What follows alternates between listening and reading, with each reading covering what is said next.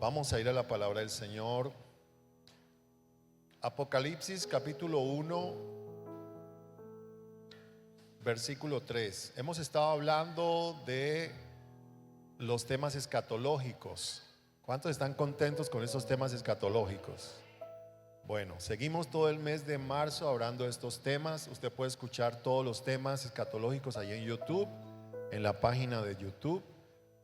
Por favor, ingrese allí y ahí va a encontrar como 300 o 400 mensajes. Usted puede escucharlos, puede escuchar uno cada día, ¿sí? O puede escuchar uno en la mañana, otro en la tarde, otro en la noche si quiere.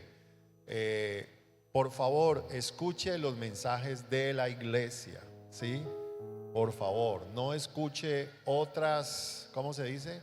Es como cuando uno está acostumbrado a la sazón de la abuela, ¿cierto? Entonces uno va y escucha otro mensaje y le sabe, va a otro restaurante, perdón, y le sabe raro la comida, ¿sí o no?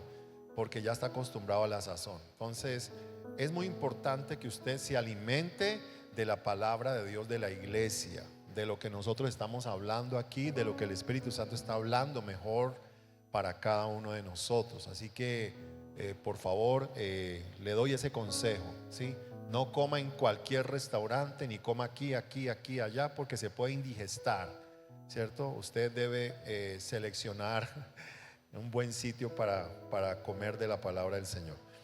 Vamos a la palabra del Señor en Apocalipsis capítulo 1, versículo 3, dice: Bienaventurado el que lee y los que oyen las palabras de esta profecía y guardan las cosas de ellas en ella escritas, porque el tiempo está cerca. Diga conmigo, el tiempo está cerca. Recuerde que la palabra escatología viene del término escatos, que significa los últimos acontecimientos o las últimas cosas o el final de los tiempos. Más o menos esa es la traducción de la palabra escatos, que de ahí se saca la palabra escatología, que es lo que estamos hablando.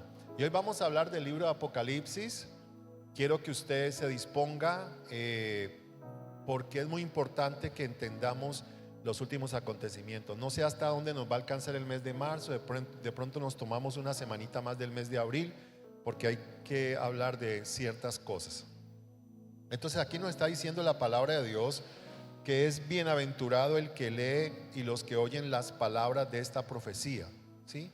Porque esta profecía o el libro de Apocalipsis, escrito por el apóstol Juan, es el sello de la palabra profética de Dios. Nadie jamás puede escribir, escúcheme bien, una profecía, porque ya se cerró el libro, ya se cerró lo que Dios habló hace 2000 años, ya se cerró. Posiblemente el apóstol Juan tenía como 90 años y sabemos que él estaba en la isla de Patmos, había sido exiliado y estaba en precarias condiciones el apóstol Juan. Y Dios le permite a Juan recibir la revelación de Jesucristo y de la palabra, los acontecimientos futuros, mejor. Juan recibe la revelación de Jesucristo y de los acontecimientos proféticamente que quedaron escritos aquí en el libro de Apocalipsis. Entonces recuerden que la palabra Apocalipsis es revelación, ¿sí? Entonces Juan recibe la revelación y Juan nos la entrega a nosotros para todas las iglesias en toda la historia del mundo hasta el día de hoy. Entonces la Biblia dice que somos bienaventurados cuando leemos y escuchamos las palabras de esta profecía y guardan, escuche bien, guardan las cosas en ella escritas, porque el tiempo está cerca. Es decir, es muy importante que sepamos, y es una bendición saber lo que Dios está hablando a través de los libros del libro de Apocalipsis. Hay otro versículo que le quiero regalar, está en Apocalipsis 22:7, dice: He aquí vengo pronto. Apocalipsis 22:7, he aquí vengo pronto, bienaventurado el que guarda las palabras de la profecía de este libro. Fíjese que una vez más está hablando de la profecía de este libro, ¿sí? Hoy en día hay mucha gente que habla de profecía y yo creo en el don profético, pero la profecía más segura es la que nosotros vemos en las Sagradas Escrituras. Amén, amén, amén, amén. Bueno, entonces es muy importante que nosotros entendamos el libro de Apocalipsis. Ahora, el libro de Apocalipsis está como dividido en tres partes. Si usted me acompaña allí a Apocalipsis capítulo 1, versículo 17 al 19, está hablando el apóstol Juan y dice: cuando le vi, caí como muerto a sus pies, y él puso su diestra sobre mí. ¿De quién está hablando? ¿De quién está hablando? ¿De quién está hablando? De Cristo Jesús, diciéndome: no temas, yo soy el primero y el último, el que vivo y estuve muerto, mas he aquí que vivo por los siglos de los siglos. Amén. Y tengo las llaves de la muerte y del Hades. Escribe las cosas que has visto y las que son y las que han de ser después de esta. Diga conmigo: las cosas que has visto, las que son y las que han de ser después de estas. La mayoría de los teólogos coinciden en esto. Las cosas que son tres cosas: las cosas que son, las cosas que has visto, las cosas que son y las que van a suceder después de estas. La mayoría de los teólogos concuerdan en que las cosas que has visto se refiere a lo que Juan vio al ver a Jesús, ¿sí? En el capítulo 1, cuando él dice: vi yo al Señor. Recuerde que el centro del evangelio es Jesucristo. Entonces Juan ve a Jesús. Y la segunda parte, cuando dice las cosas que son, se refiere al capítulo 2 y capítulo 3 de Apocalipsis, donde el Señor le da el mensaje a las 7 iglesias de Apocalipsis. Y las que serán después de esta se refiere al capítulo 4 hasta el capítulo 22, que es el último capítulo de Apocalipsis. Amén. Entonces, las cosas que has visto, la revelación de Jesucristo. Las cosas que son, que están sucediendo en estos momentos, escuche, y ahorita voy a aclarar acerca de eso, se refiere al mensaje de Jesucristo a las 7 iglesias del Apocalipsis, del capítulo 2 al capítulo 3. Y las cosas que serán después de estas se refiere ya al rapto de la iglesia y lo que viene a los 7 días de la gran tribulación, y se refiere también a la segunda venida de Cristo, al milenio con Jesucristo y a todos los juicios que vendrán posteriormente, que están en el capítulo 4 al capítulo 22 de Apocalipsis. Amén. Entonces, yo quiero hablar en esta mañana de las cosas que son. Las cosas que son. Y empieza hablando el apóstol Juan en el capítulo 2 de Apocalipsis. Así que quiero que vayamos rápidamente al capítulo 2. Y ahí el título que aparece en Reina Valera es mensaje a las 7 iglesias. Mensaje a las 7 iglesias. Diga conmigo: 7 iglesias. Ok, esas son las cosas que son. Ahora atiéndame acá. El mensaje a las 7 iglesias es el mensaje de hoy para todas las iglesias, para todos los cristianos. Es decir, ese mensaje, aunque fue dirigido a 7 iglesias, esas cartas fueron dirigidas a 7 iglesias. Ese mensaje, por ser palabra de Dios, es también para nosotros hoy como iglesia. Y también proféticamente hablando, es como una línea de tiempo en donde Dios ha tratado con la iglesia en toda la historia del cristianismo. Entonces parece ser, y la Biblia lo concuerda de esa manera, que las 7 iglesias son como 7 etapas en donde la iglesia ha vivido en el transcurso de la historia del cristianismo. ¿Y quiere que le diga algo? Ya han pasado 6 de ellas. Ya han pasado 6 de esas etapas y ahorita lo vamos a ver. Por ejemplo, tenemos las 7 iglesias que son Éfeso, la segunda es Esmirna, la tercera es Pérgamo, la cuarta es Tiatira, la quinta es Sardis, la sexta es Filadelfia y la séptima Laodicea. ¿Sí? La última iglesia, la iglesia Laodicea, es la iglesia posiblemente que está viviendo este tiempo. O sea que Cristo está a las puertas. Uy, se alegraron los hermanos. ¡Qué alegría! Cristo está a las puertas. Yo de usted me alegraría.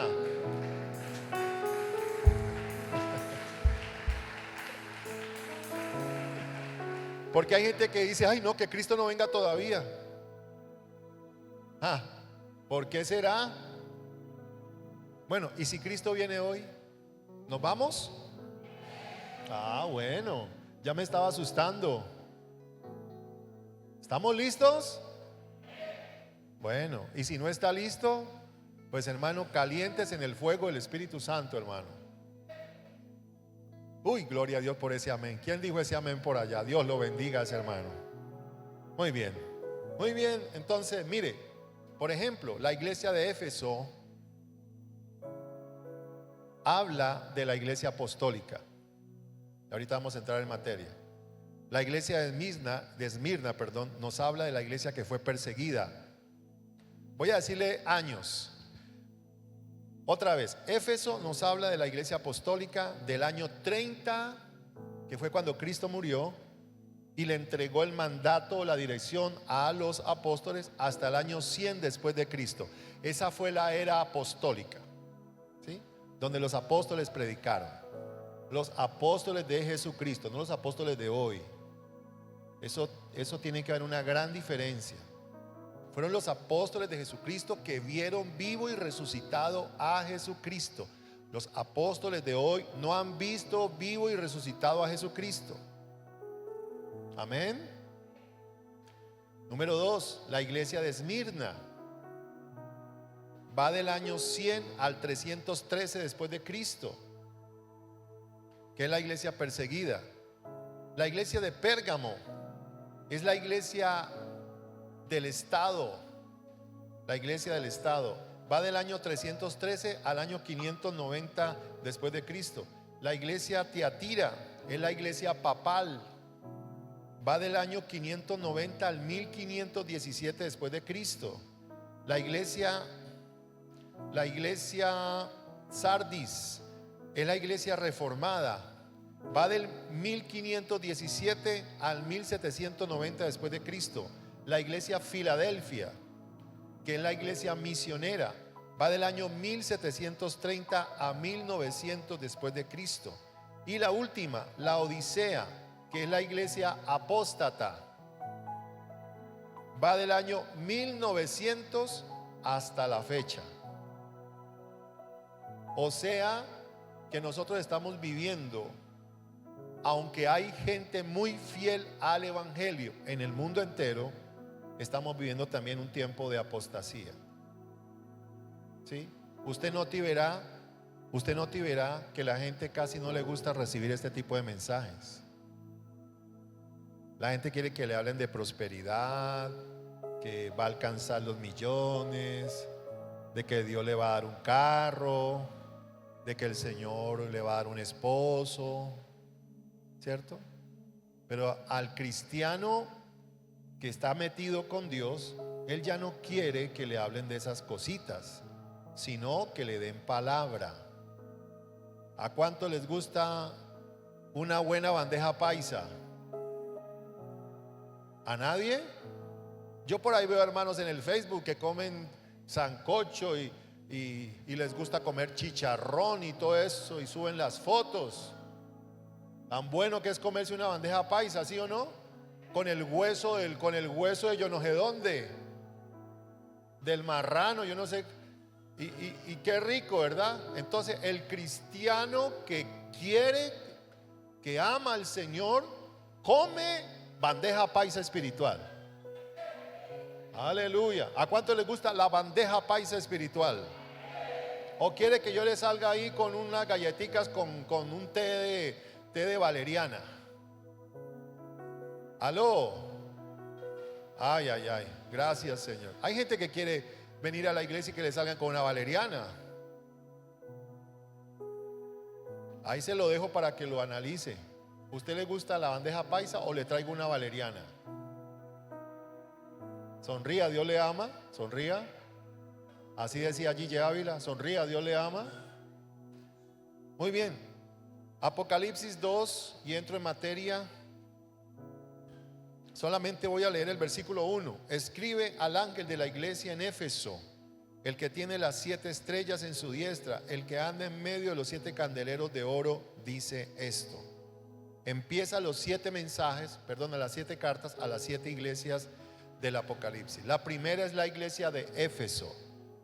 Escuche, todas estas iglesias estaban ubicadas en el Asia Menor. Escuche, ninguna de estas iglesias hoy existe. Ninguna. Todas desaparecieron. Tengo que aclarar que hay cristianos allá, pero estas iglesias prácticamente desaparecieron.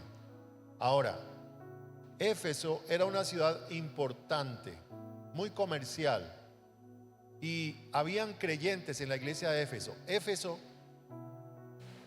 fue, digamos, ¿cómo se dice? Levantada por el apóstol Pablo. El apóstol Pablo fue el que levantó la iglesia de Éfeso.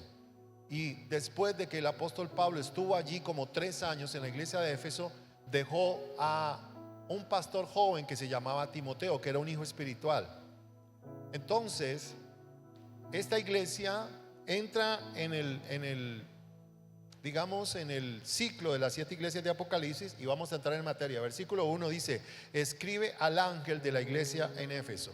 El ángel de la iglesia en Éfeso no es un ángel, es una persona de carne y hueso. La palabra que aparece allí en griego es un mensajero, ¿sí? Por eso la palabra apóstol también muchas veces se describe como un mensajero, ¿sí? El mensajero es aquel que lleva el mensaje que Dios le ha dado. Entonces Dios le escribe al ángel, que posiblemente era un pastor de la iglesia, y Jesucristo le dice a Juan que le escriba a ese ángel o a ese pastor o a ese mensajero. Y ese mensajero era el pastor de la iglesia de Éfeso, y dice así: el que tiene las 7 estrellas en su diestra significa autoridad. Las 7 estrellas en su diestra significa que el Señor tiene autoridad. El que anda en medio de los 7 candeleros de oro dice esto. Los candeleros de oro significa la presencia de Dios. Significa que el Señor se mueve en medio de su iglesia. ¿Cuántos saben que el Señor se está moviendo esta mañana en medio de nosotros? Así que el Señor se pasea en medio de los candeleros de oro. Dice esto, está hablando de Jesucristo, el que tiene las 7 estrellas, y el que camina o anda en medio de los 7 candeleros de oro, dice esto. Y le habla a la iglesia en Éfeso. Primera cosa, hay 9 cosas que le voy a decir de la iglesia de Éfeso. Gracias por lo que están tomando apuntes, Dios les bendiga. Me levanté a las 4 de la mañana a hacer este mensaje, gracias. Yo conozco tus obras y tu arduo trabajo y paciencia. La primera cosa que el Señor le dice a la iglesia de Éfeso es que Él conoce las obras. Hermanos, Dios conoce todo de nosotros. Dios conoce todo de ti, Dios conoce todo de mí, Dios lo sabe todo. Aleluya. Y Dios sabe lo que hay en tu corazón. Yo conozco tus obras, tu trabajo. Entonces la primera cosa es que esta iglesia era una iglesia trabajadora. Trabajadora, diga conmigo, trabajadora. ¿Cómo era esta iglesia? Trabajadora ¿en qué? En las almas. Trabajadora por el reino de Dios. ¿Sí? ¿Usted está trabajando por el reino de Dios, mi hermano? ¿Usted está trabajando por las almas? ¿Usted está hablando de Cristo a otras personas? Aleluya. Usted está trabajando por el reino de Dios. Le voy a decir algo. En Éfeso y en todas las ciudades del mundo hay ídolos.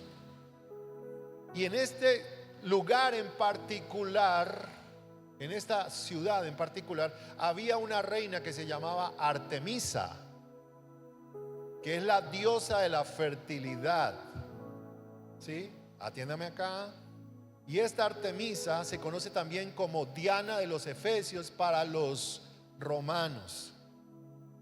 Ustedes recuerdan que todas las divinidades, entre comillas, porque no son divinidades, o dioses que eran de los griegos, pasaron a los romanos.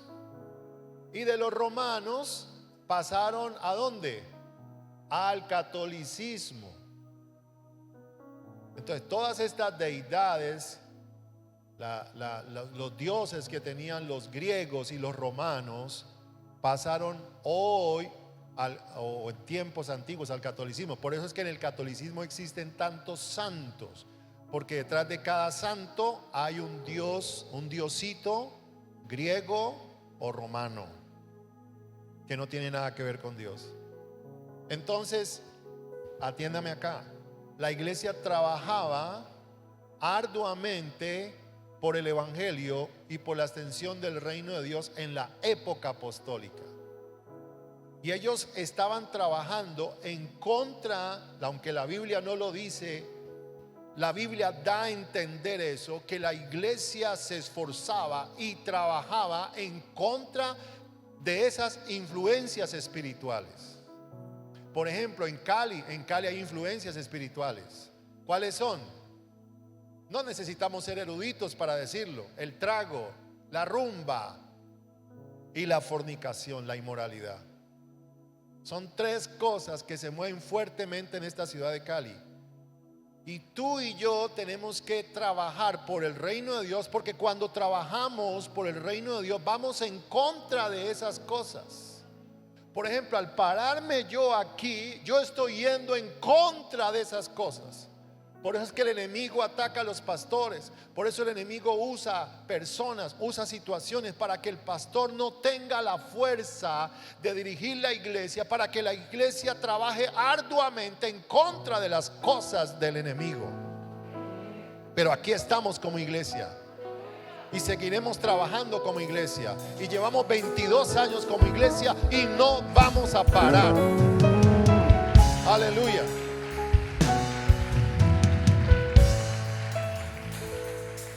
Esta iglesia era una iglesia trabajadora. Diga conmigo: trabajadora. Yo conozco tus obras y tu arduo trabajo. Hermano, tenemos que trabajar por las almas. Yo a veces creo que como cristianos a veces vivimos como en una nube espiritual. Hablamos en lenguas, que hay que hacerlo. Adoramos y danzamos en la iglesia, que eso hay que hacerlo. Pero no ponemos los pies sobre la tierra en cuanto al evangelio, en cuanto a trabajar en la gran comisión. Yo creo que es algo que tenemos que analizar. Entonces dice el Señor: yo conozco tus obras y tu arduo trabajo y paciencia. Diga conmigo: paciencia. Esta era una iglesia paciente. Diga conmigo: paciente. ¿Cómo era esta iglesia? Paciente. ¿Sí? Es decir, ellos trabajaban y tenían la paciencia dentro de ese trabajo. ¿Por qué? Porque trabajar en la obra del Señor requiere paciencia. Uno no ve el fruto inmediatamente, uno no ve las cosas de manera inmediata, pero si tú sigues orando, si tú sigues trabajando, vas a ver el fruto. Porque tarde que temprano todo lo que el hombre sembrare, ¿eso qué? Cosechará. Número 3, miren lo que dice allí: y que no puede soportar a los malos. Esto me habla de que dentro de la iglesia habían personas que querían distorsionar la obra de Dios. Habían personas malas. El Señor le habla así y se refiere así y no coloca otro término. ¿Por qué? Porque posiblemente dentro de cada iglesia, posiblemente hay gente que no quiere las cosas de Dios. Parece que son de Dios, pero no son. Una persona es de Dios cuando ora. O sea, quiero que me entiendan. O yo soy de la luz o soy de las tinieblas. O yo estoy colaborando con el reino de la luz, o yo estoy colaborando con el reino de las tinieblas. Entonces yo tengo que entender que el reino de las tinieblas a mí me esclavizó, a mí me trajo al pecado, a mí me empobrece. El reino de las tinieblas trata de enfermarme, etcétera, etcétera. Entonces yo tengo como cristiano el deber y la obligación de orar, de buscar a Dios, de hacer todo lo posible y no darle, como dice Santiago, no darle lugar al diablo para que el reino de las tinieblas avance. Gracias. Esta semana estuve cuidando a mi papá y mientras cuidaba a mi papá, en la cama enseguida había un señor que no podía caminar, de Corinto, Cauca. Y le estuve hablando durante varios días del evangelio. Y el Señor me dijo: hoy es el día, te lo tenés que ganar para Cristo. Así que saqué la Biblia después de haberle hablado varios días de Dios y le dije: Manuel, vengo a compartirte algo. Me dice: sí, pastor, vengo a orar por ti, pero quiero que entiendas algo. Cristo te ama y tú tienes que volverte a Dios. Y les abrí la Biblia, les compartí la palabra y tanto él como su acompañante recibieron a Cristo Jesús. Gloria a Dios. ¿En qué estoy trabajando yo? En el reino de Dios. ¿Sí? Eso es lo que tenemos que hacer. Y hay que orar. Y después oré por ellos y me dieron las gracias y cogí y le dije: voy hasta Corinto a bautizarte. Si tú no vienes acá, voy hasta allá. Así que dame tu teléfono, voy a estar pendiente de ti. Y hasta allá voy a ir. Y voy a ir hasta Corinto, hermano, a buscarlo, a orar por él y a bautizarlo como lo manda la palabra del Señor. El que creyere y fuere bautizado será salvo. Aleluya.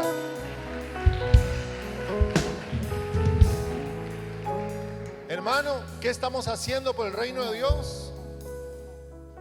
¿Qué estamos haciendo? Bueno, de pronto usted no es un gran predicador, pero ore, hermano, ore. Métase en su cuarto y diga: en fe confieso que las obras del diablo están deshechas en el nombre de Jesús. Amén.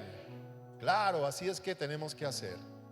Habían personas malas en la iglesia de Éfeso. Jesús le dice que le diga a ellos que no puede soportar a los malos. Es decir, ellos cuidaban la iglesia. ¿De qué? De las falsas enseñanzas. La tercera cosa es una iglesia pura en la doctrina. Diga conmigo: pura en la doctrina. ¿Sí? Escúcheme, hoy en día hay muchas, ¿cómo se dice? Muchas mezclas extrañas. No, nosotros tenemos que ser puros.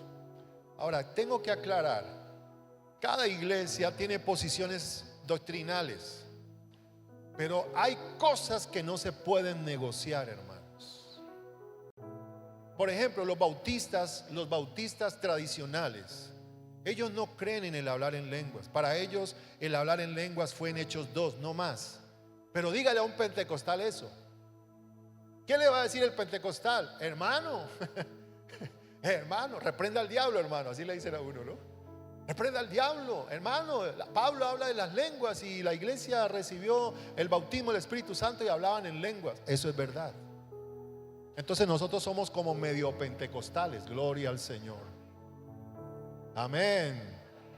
Creemos en el hablar en lenguas. ¿Cuántos han hablado en lenguas alguna vez? Levanten la mano. Muy bien. Entonces, pero hay doctrinas, escúcheme, que no se pueden negociar. ¿Sí? Por ejemplo,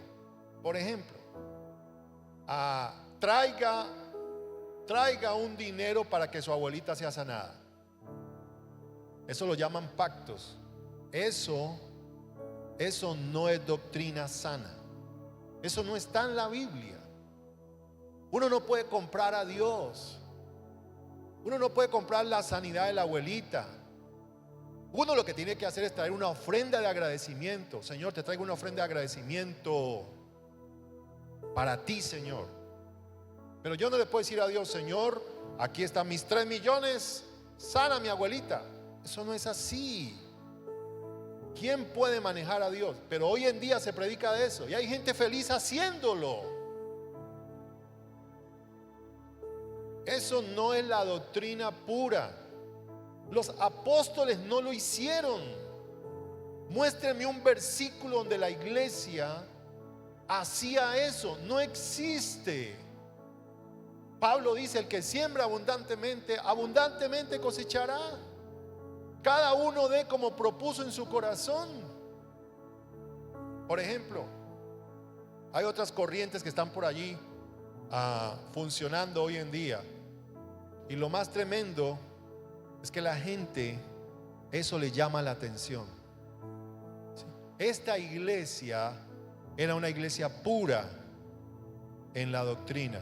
Le hago una pregunta, mi amado hermano y amigo: ¿usted es puro en la doctrina? ¿Usted es puro en la doctrina? Mire, voy a decir algo y lo tengo que decir. Habían personas que venían aquí a la iglesia, son hermanos muy lindos, preciosos, pero no eran puros en la doctrina. Y esos hermanos se fueron para otra iglesia. Y aunque esos hermanos son lindos y hermosos y los amo, hermanos, esos hermanos no quieren la sana doctrina. Entonces la iglesia se enferma, se divide. La iglesia tiene que ser una en la doctrina. Aleluya. Usted tiene que estar plenamente identificado con el pastor y con lo que él predica. Nadie me apoyó. Porque usted puede estar aquí sentado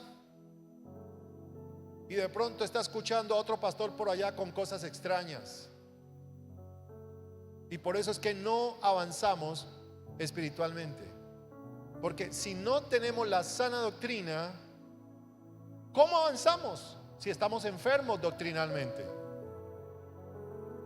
Una de las cosas que me ha ayudado a mí durante toda mi vida cristiana es que me he guardado en la doctrina. Tengo que ser honesto con usted y decirle que sí, hay muchas cosas que fascinan, que llaman la atención, y por un momento uno como que, ¿qué pasó con esto? Tengo que ser honesto.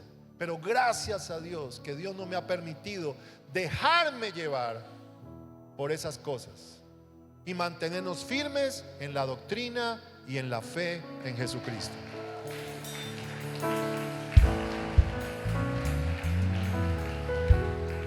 Lea Hechos 20, 29 al 31. Hechos 20, 29 al 31. Aleluya. Gracias, Señor. Hechos 20, 29 al 31 dice: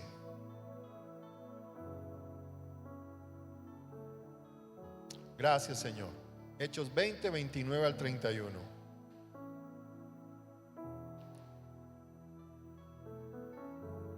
¿Listo? Yo por eso le digo que traigan a los hermanos cafecito con pan de bonito, para que les ayude un poquito más. Porque yo sé que después de mi partida, está hablando Pablo, entrarán ¿qué? En medio de vosotros ¿qué?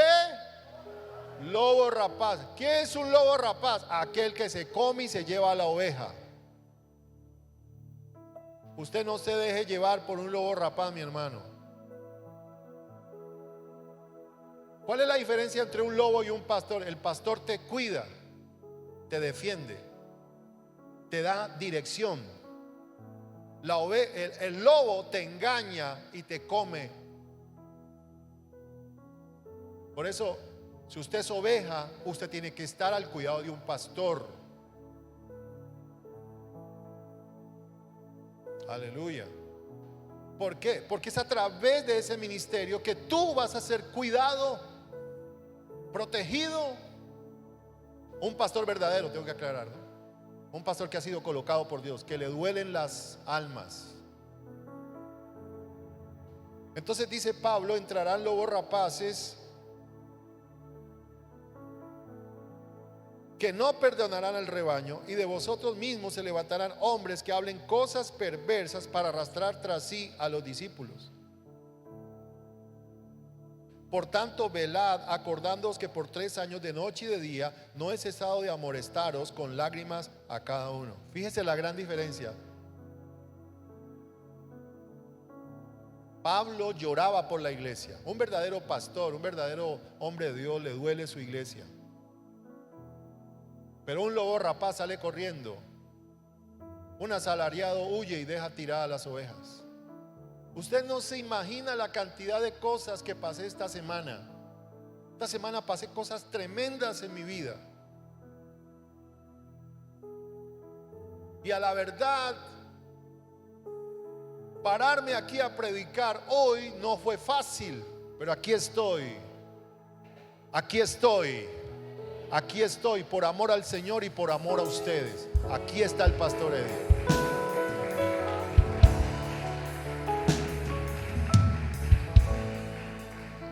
Volvamos a Apocalipsis.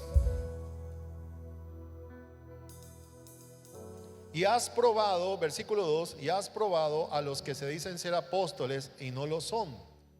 Esta era una iglesia fiel en el apostolado. ¿Sí? Esta iglesia probaba a los que decían ser apóstoles. Fíjese, ¿sí? Por eso dice la Biblia: probad los espíritus si son de Dios, porque no todo es de Dios. Yo les he compartido varias veces que por allá un día me conecté a una transmisión de un evento por allá en Perú que lo hacía un profeta, y alguien conocido iba a asistir a ese evento. Así que yo dije, voy a mirar a ver por qué esa persona que yo conozco pagó tantos millones para viajar a Perú a este congreso profético. Y me pongo a ver eso, hermano. Vea, le voy a ser sincero, el que estaba allí dirigiendo eso parecía un brujo, hermano. Sacó unas chakras, yo no sé qué era lo que tenía en la mano, una cosa, y comenzó y que golpee en el piso y que golpee en el piso. Hermano, yo dije, ¿esto qué es? Pero hay personas que les gusta eso. Entre más grite, muéstreme en la Biblia, muéstreme en la Biblia dónde la iglesia hacía esas cosas. Muéstreme en la Biblia dónde la iglesia primitiva, que es la base apostólica para nosotros, hacía esas cosas. Yo creo en la guerra espiritual. Yo creo en el mover de Dios. Yo creo en el mover profético. Pero hay que tener mucho cuidado, porque no todo lo que parece que es de Dios es de Dios. Gracias por los 3 amenes que escuché. Esta iglesia probaba a los que decían ser apóstoles y no lo son, no lo eran. Le quiero regalar un versículo, 2 Corintios 11:13. Se me acabó el tiempo. 2 Corintios 11:13. Aleluya. ¿Me lo colocas, hijo, por favor? 2 Corintios 11:13.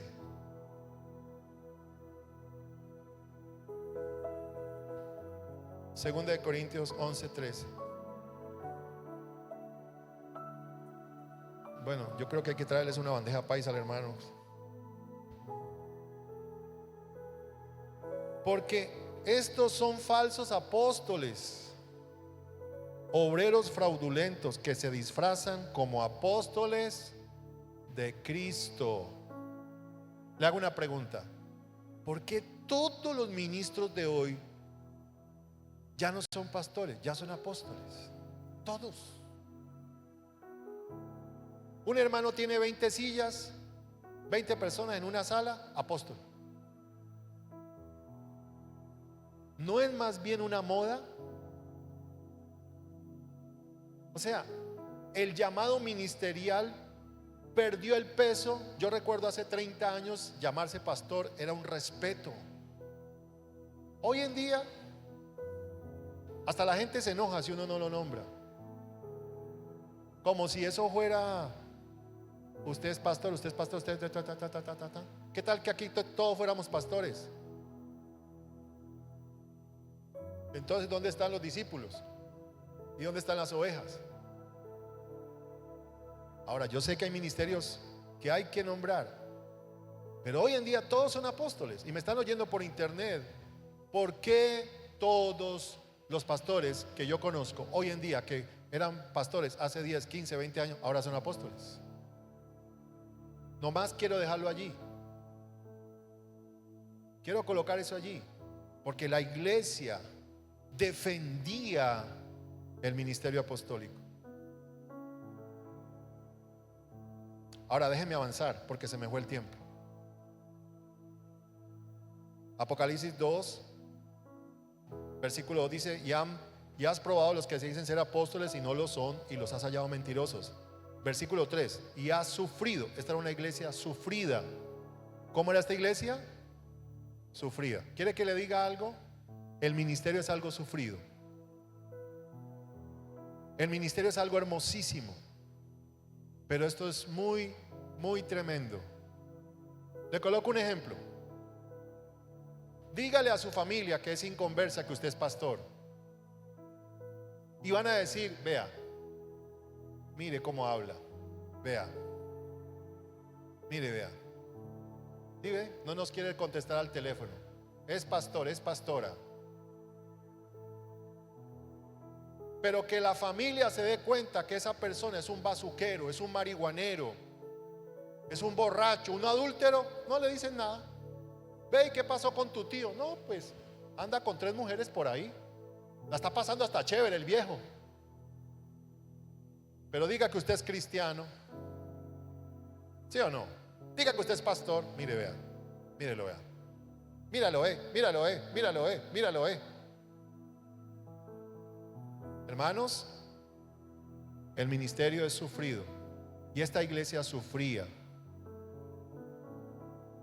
¿Sabe por qué sufría? Por dejarnos, la iglesia primitiva, por dejarnos las enseñanzas apostólicas hasta el día de hoy.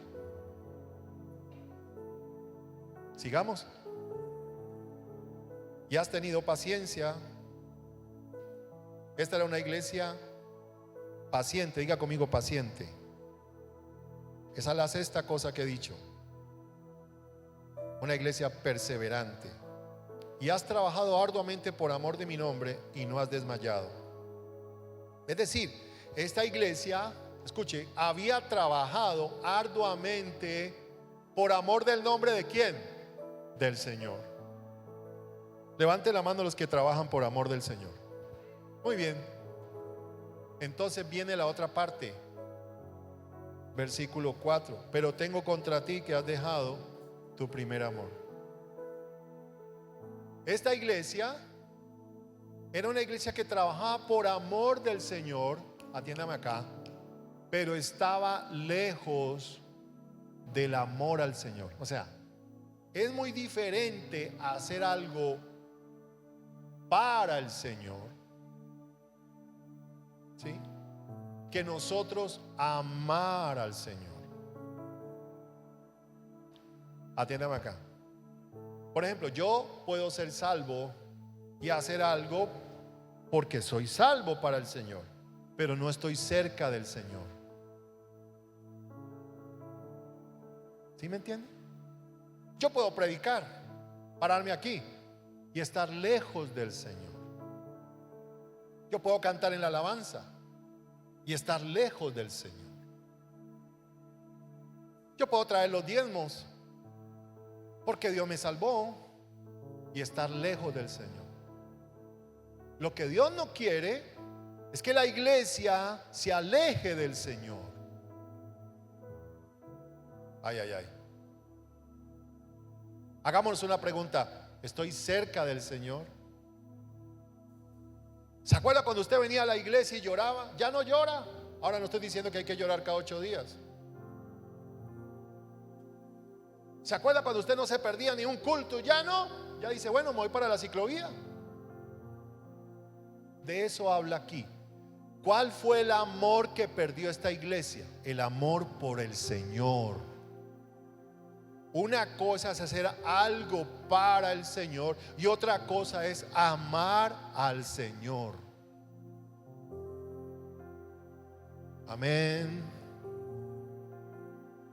Usted puede hacer muchas cosas en la iglesia para el Señor, pero usted y yo tenemos que vivir cerca del Señor.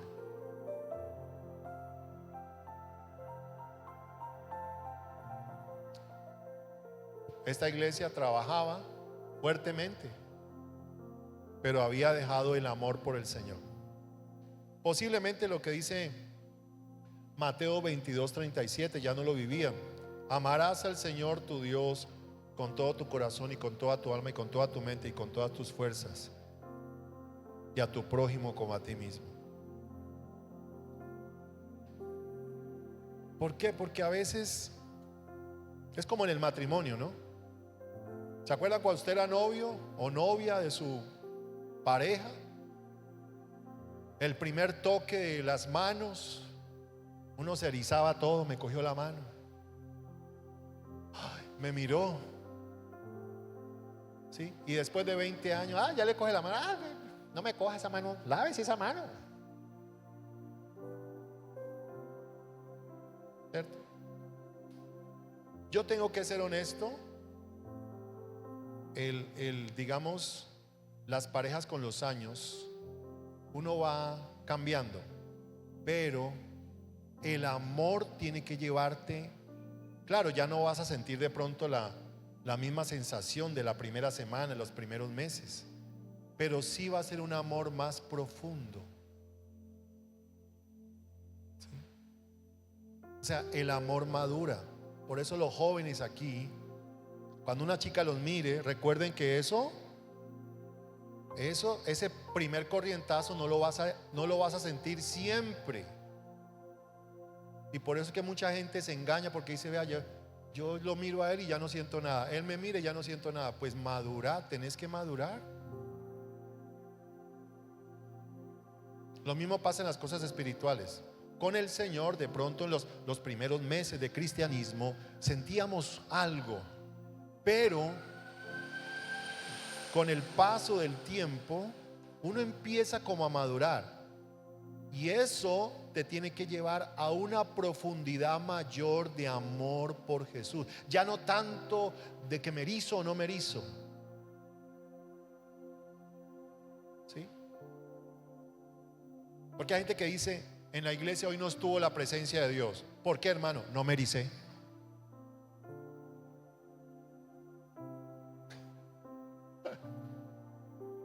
Hoy no estuvo la presencia de Dios en la iglesia. ¿Por qué? No lloré. Pues venga, le piso el callo para que llore. Ya no dependemos de esas cosas. Claro, aunque todavía podemos sentir, pero tiene que ser un amor más profundo.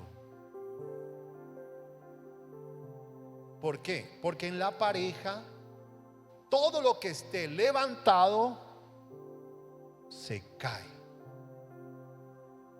¿Y qué queda? Con todo respeto, esos bíceps y tríceps de los varones, eso se va a caer. Y esos glúteos parados y levantados también. ¿Y qué queda? Las arrugas. Entonces su amor tiene que ser profundo, porque ahora tenés que besar una arruguita. ¿Aló? Entonces la Biblia nos dice que nosotros no debemos dejar de amar al Señor, a pesar de que estemos con problemas, con situaciones. ¿Cuántos han pasado problemas, situaciones difíciles? ¿Cuántos han pasado crisis? Tu amor por el Señor debe ser cada vez más profundo y más real. Aleluya. Aleluya. Más profundo y más real.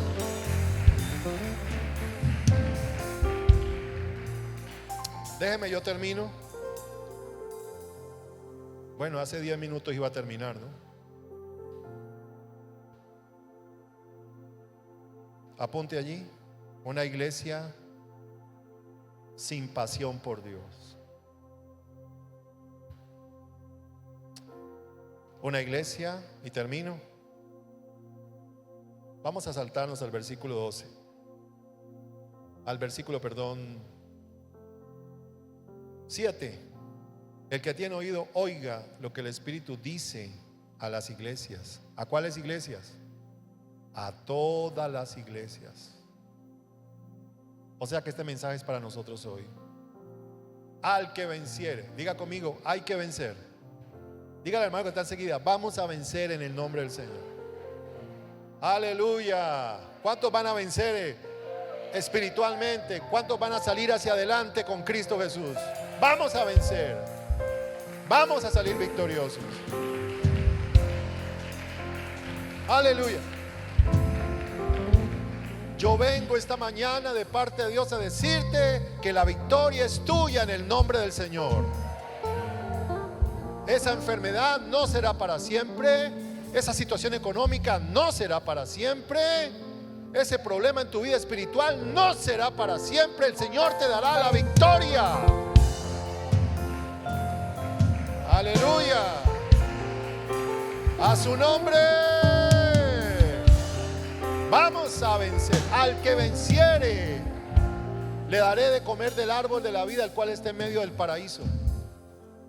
Y por eso debemos arrepentirnos. Por eso Dios le dice a esa iglesia: arrepiéntete, en el versículo siguiente, creo que es el versículo 5. Recuerda por tanto de dónde has caído y arrepiéntete. Sí, porque tenemos que ser honestos. Podemos alejarnos del Señor. Las situaciones de la vida, los problemas con los hijos, los problemas de no sé qué, del trabajo, a veces como que no, tenemos que regresar a ese primer amor con el Señor y no perderlo, amados, y continuar la tarea. Puestos de pie, mis amados hermanos. ¿Cuántos estamos bendecidos en esta mañana? Gloria a Dios.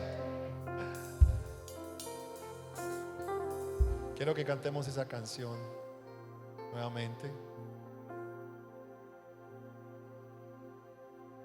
Esta canción toca mi corazón, hermanos. Escúcheme, la vida cristiana no es una vida religiosa, es una vida de amor. Amén. La vida cristiana, escúcheme, no es religión, es una vida de amor, hermanos, de amor por el Señor. Amamos al Señor porque Él nos amó primero. ¿Cuántos aman al Señor? Vamos a cantarlo. Gracias, Dios. Levanta tus manitas allí.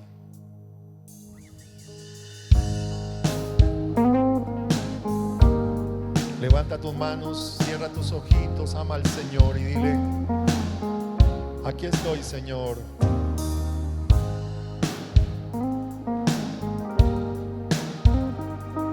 Gracias, Dios.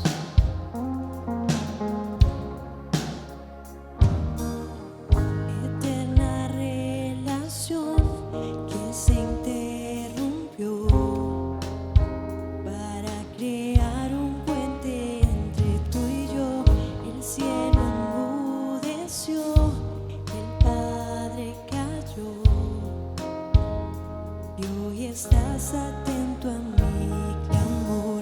Eterna relación que se interrumpió para crear un puente entre tú y yo.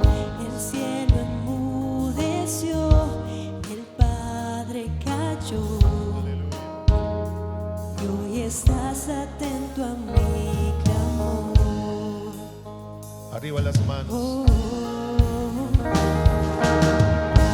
la cruz es la llave que me permite cada día traspasar el velo y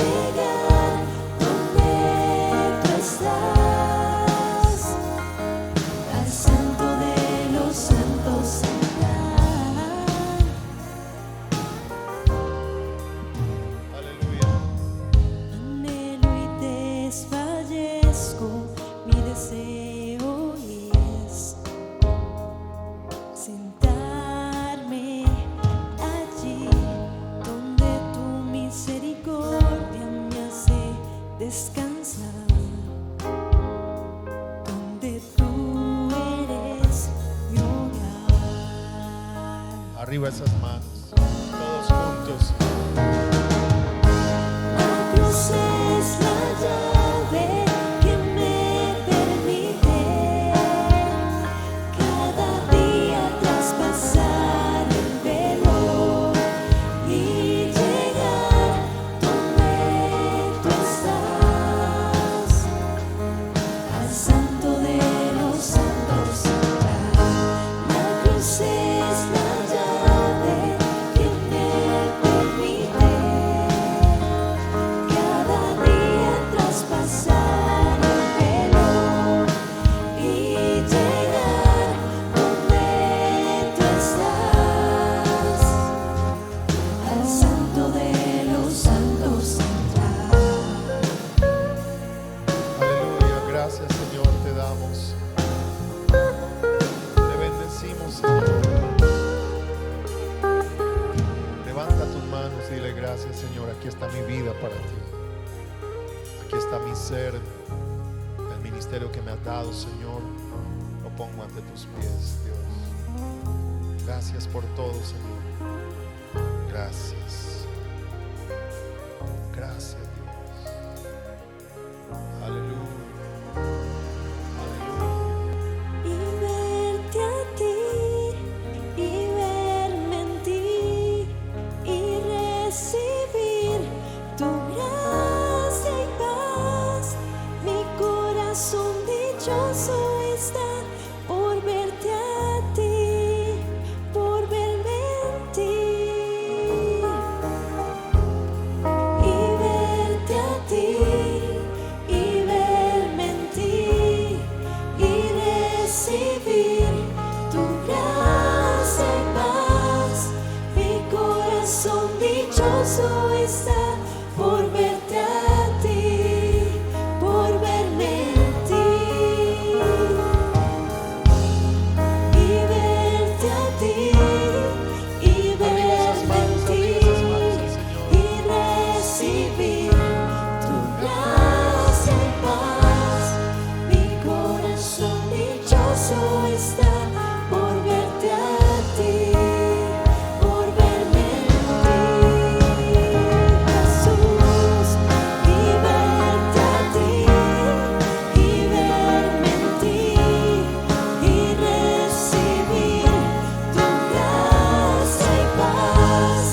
Mi corazón dichoso está por verte a ti, por verme en ti. Y verte a ti, y verme en ti, y recibir tu gracia y paz. Mi corazón dichoso está por verte a ti, por verme en ti. Aleluya, gracias Señor, te damos. Gracias Señor. Padre, gracias por tu palabra. Bendecimos a tu pueblo en esta mañana. Quédate con cada una de las vidas de esta congregación. Guíanos a nuestras casas en el maravilloso nombre de Cristo Jesús. Amén y amén. Hermano, que el Señor te bendiga y te guarde. Que el Señor abra los cielos sobre tu vida. Que el Señor te prospere y te levante y te dé todas las peticiones de tu corazón. Amén y amén. Dios les bendiga. Muchas gracias.